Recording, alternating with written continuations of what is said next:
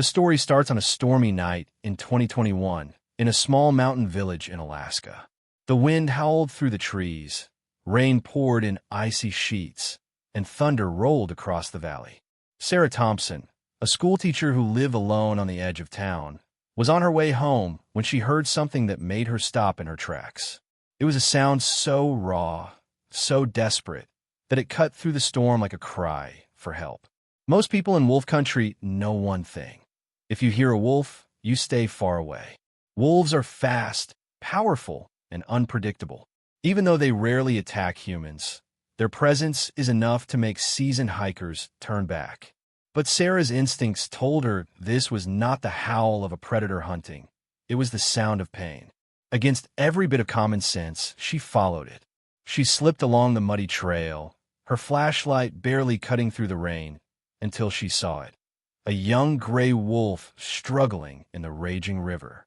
Its paw had been caught in a tangle of fishing wire and debris, and the current was dragging it under. The animal's eyes were wide with terror, its body weak from fighting the water. One wrong step and it would be gone. Any rational person would have turned around. The river was dangerous, the wolf even more so. But Sarah wasn't thinking of danger. All she saw was a living creature about to die. She dropped her bag, waded into the freezing current, and fought her way toward the thrashing animal. Her heart pounded. The water pulled at her legs, nearly knocking her off balance. The wolf snapped its teeth, not out of aggression, but fear. Sarah spoke softly, her voice trembling. "Easy, I'm here to help." She reached down, her hands numb from the cold, and worked to free the wire cutting into the wolf's paw. It took minutes that felt like hours. At last, with one final tug, the wire came loose. The wolf collapsed against her, too exhausted to resist. Somehow, with strength she didn't know she had, Sarah dragged it onto the riverbank. There, in the pouring rain, woman and wolf locked eyes. For a brief moment, the world seemed to stop. That night, Sarah saved the wolf's life. She bandaged its paw with strips of cloth, left pieces of dried meat beside it, and watched as it limped into the dark forest. Most people would have forgotten the moment. Sarah thought it was over, too, but she couldn't shake the feeling that something had passed between them, a silent promise neither would ever forget. In the days that followed, Sarah's decision became the talk of the entire village. Word spread quickly. The schoolteacher tried to rescue a wolf in the middle of a storm. Some people shook their heads in disbelief, others called her reckless, and a few even warned her that she had invited danger to her doorstep. Wolves, after all, were not pets. They didn't feel gratitude. They remembered humans as threats, not friends. But Sarah couldn't forget the look in the animal's eyes that night by the river. It hadn't been wild aggression. It had been desperation. And for one strange moment, as the storm raged around them, she felt as if the wolf understood she was trying to save it. Still, life went on. Sarah returned to her classes, teaching children their lessons by day and writing in her journal by night. Occasionally, she wondered if the wolf had survived. Had it found its pack? Did it even remember her? Most likely, it had disappeared into the wilderness like all wild creatures do. Weeks later, strange reports began to surface. Hunters whispered about a lone gray wolf spotted near the outskirts of the village. Hikers claimed they felt watched on the trails, but never attacked. A few times, Sarah herself noticed paw prints in the snow outside her cabin. Always at a distance, never too close. It was as if the wolf was there, lingering in the shadows, keeping watch. Winter passed, then spring. The wolf was seen from time to time, recognizable by the faint limp in its front paw, a scar from the fishing wire that had once nearly taken its life. Unlike other wolves, this one showed no aggression toward livestock or people. It kept its distance, always watching, never threatening. Locals began calling it Sarah's wolf. She tried to correct them. "He isn't mine. He's wild. He belongs to the forest." But deep down, she couldn't help feeling a strange connection. For almost 2 years, this quiet pattern continued. Sarah lived her ordinary life, running the village's small library, walking the same forest trails, caring for stray animals when she found them. And in the background, like a shadow that refused to vanish, the gray wolf remained. Then came the morning that would change everything. It was early summer in 2023. The air was crisp, the mountains glowing gold under the rising sun. Sarah was arranging books outside the library when the first scream rang out. A young boy on his bicycle pointed toward the tree line. Out from the forest, moving slowly but with purpose, came a massive gray wolf. Panic spread instantly. Parents pulled their children inside, doors slammed shut, and someone shouted for the wildlife officer. But Sarah stood frozen. Her heart raced as she recognized the limp in the animal's paw. It was him, the same wolf she had dragged from the river 2 years before. The crowd shouted for her to get away, but Sarah's eyes stayed locked on the wolf's. Something about its posture was different, not threatening, not hunting. And then, as the crowd fell into shocked silence, the wolf lowered its head and revealed something that made Sarah's breath catch in her throat. In its jaws, carefully held, was a tiny wolf pup, weak, injured, and struggling to breathe. The entire village froze. Children clutched their parents' hands, adults backed away, and the wildlife officer reached for his tranquilizer rifle. Wolves were unpredictable, especially males. But what shocked everyone most wasn't the wolf's sudden appearance. It was what he carried in his mouth. A tiny pup, no more than a few weeks old, its fur matted, its body trembling, barely alive. The massive wolf set it gently on the ground, right at the edge of the village square, and then stepped back, his golden eyes fixed on Sarah. The silence was so thick you could hear the wind rushing through the trees. Sarah's pulse thundered in her ears. She could feel dozens of eyes on her, waiting, watching to see what she would do. Her instincts screamed danger. This was a predator, a wild creature. But her heart whispered something else. 2 years ago, she had stood in another moment like this, staring into the same pair of eyes. And back then, she had chosen to help. Very slowly, Sarah took a step forward. The wolf didn't move. Another step, then another. She could see the pup more clearly now. Its sides heaved weakly, its paw bent at an unnatural angle, its tiny whimpers barely audible. It was hurt badly. The wildlife officer hissed under his breath, "Sarah, stop. Get back." But she kept walking. The wolf's ears twitched, but he didn't growl, didn't bare his teeth. He stood tall and still, as if he understood exactly what he was doing. When Sarah knelt beside the pup, her hand shook so badly she could hardly touch it. She gathered the small body into her arms, whispering softly, "It's okay. I've got you now." The pup whimpered once, then pressed its tiny head against her chest. At that exact moment, the wolf lifted his head. Their eyes met again, just as they had by the river 2 years ago. Only this time, there was something even deeper there. Recognition, trust, a silent understanding that transcended anything anyone thought possible between human and wolf. Then, without a sound, the wolf turned. With a powerful stride, he walked back toward the forest. At the edge of the trees, he paused and looked back one last time. Dozens of phones were recording, capturing the moment forever. A wild wolf who remembered kindness, returning it in the only way he knew how. The next day, videos of the scene were everywhere, shared thousands of times, spreading across social media, then picked up by national news. Headlines blared. Wolf returns to woman who saved him. Brings injured pup. Wildlife experts rushed to the village. Scientists argued on television about what it meant. Could wolves really remember humans this way? Could they form bonds beyond instinct? For Sarah, the questions didn't matter. What mattered was the life she now cradled. The pup was weak but alive, and with care, it had a chance. She worked tirelessly through the night, cleaning its wounds, feeding it milk from a dropper, and wrapping its tiny paw. She named it Spirit, a reminder of the strange, unexplainable connection that had brought it to her. In the following weeks, Spirit grew stronger. Children from the village came to see him, wide-eyed with wonder. At first, many parents were hesitant, but the story of the wolf's return softened even the hardest hearts. People began to view Sarah differently, too. Where once she had been seen as reckless, now she was celebrated. Her courage had led to something extraordinary, something that challenged everything people thought they knew about wild animals. But even as Spirit grew, Sarah couldn't stop thinking about the wolf. He was still out there in the wilderness, watching, guarding, remembering. Occasionally, hunters reported glimpses of him on the ridge lines, always at a distance, always alone. He never came back into the village, never approached humans again. He didn't need to. He had made his point the day he carried his fragile pup to the only human he trusted. Sarah often wondered what had driven him to do it. Had the pup's mother been killed? Had he truly remembered that stormy night when she risked her life to save his? Or was it something deeper, something beyond human understanding? An instinct that kindness should be repaid, no matter the species? Whatever the truth, Sarah knew one thing with absolute certainty. Kindness was never wasted.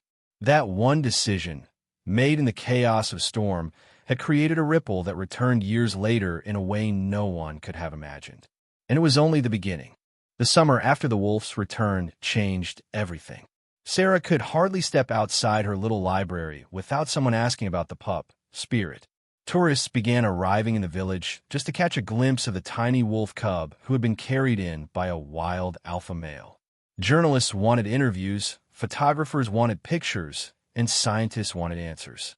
Sarah, though, didn't care about fame or attention. All she cared about was Spirit.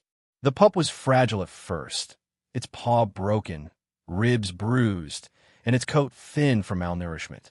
Every night, Sarah stayed up late feeding it small meals, checking its bandages, and talking to it in a soft, steady voice.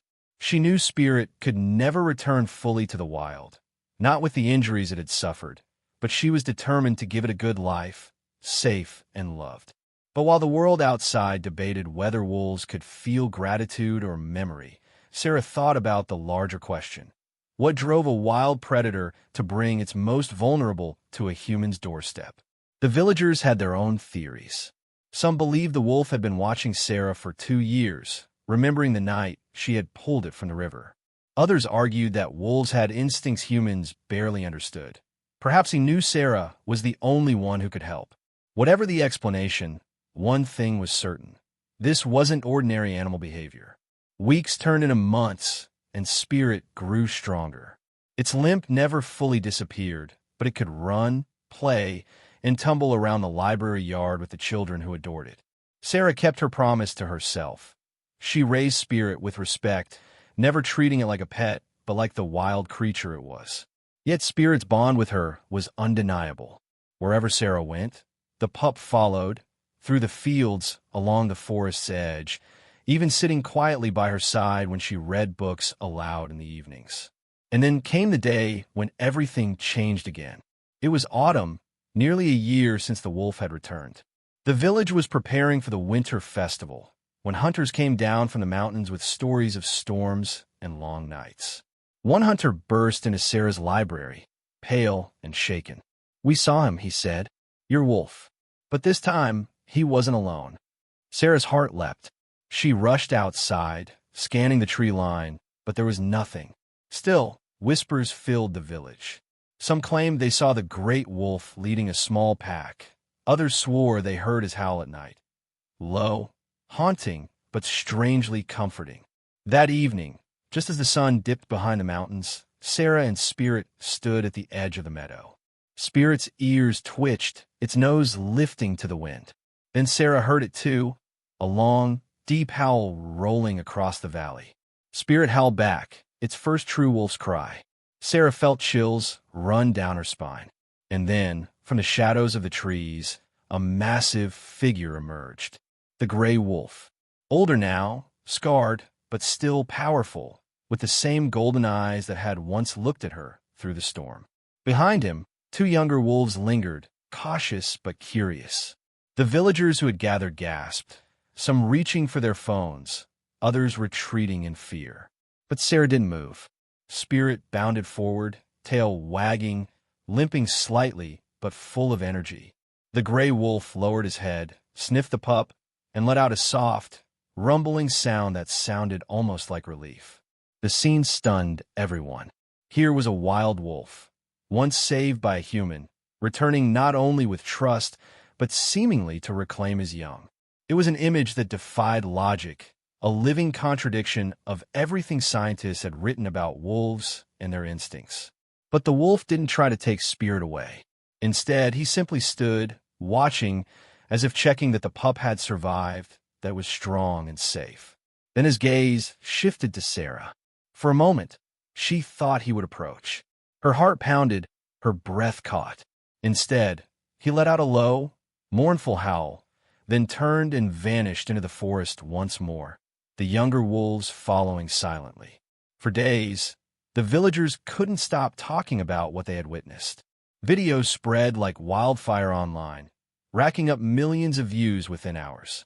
Scientists from around the world arrived in Alaska, desperate to study the phenomenon. Television crews parked outside Sarah's cabin, eager for interviews. She refused most of them. She wasn't interested in becoming famous.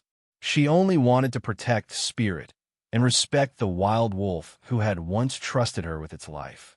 But what happened next pushed the story beyond anything Sarah could have imagined. A winter storm, fierce and sudden, swept through the valley that December. Winds tore down trees, and snow buried cabins up to their windows. One night, as Sarah huddled inside with Spirit, she heard scratching at her door. Heart racing, she opened it and froze. The gray wolf stood there, soaked, battered by the storm, but alive. He didn't step inside. He didn't snarl or growl. He simply stood in the blizzard, his eyes locked on hers, as if to say, "I remember. I trust you again." Sarah placed food outside, leaving the door open just a crack. Spirit yipped and ran to the doorway, wagging its tail. The wolf ate nothing, only sniffed Spirit, gave a soft nudge with his muzzle, and then turned back into the blizzard. That night, Sarah couldn't sleep. She realized the truth. This wasn't a story about chance or instinct or survival. This was about memory, about bonds formed not with words, but with actions, moments of courage that created ripples lasting years. When spring came, the wolf was seen less and less. Rangers speculated he had returned to the mountains, perhaps to lead his pack elsewhere. But in the village, his legend only grew. People began calling him the guardian, the wolf who remembered kindness. Children painted his image on festival banners, and tourists arrived from across the world just to stand in the meadow where he had once returned. Sarah never claimed ownership, never claimed the wolf as hers. "He belongs to the wild," she told anyone who asked. But for one brief moment in time, we shared something, and he never forgot. The plaque that would one day stand outside her library summed it up best. Sometimes the greatest acts of kindness echo louder than words. And sometimes, even the wild remember. Years later, people still talk about the bond between Sarah and the wolf. For some, it's a story about nature's mysteries, proof that animals understand far more than we give them credit for. For others, it's a reminder that courage and kindness can create ripples that reach further than we ever imagined. But for Sarah, it was something simpler. She had made a choice on a stormy night, when turning away would have been easier, and that choice changed not just her life, but the lives of an entire village.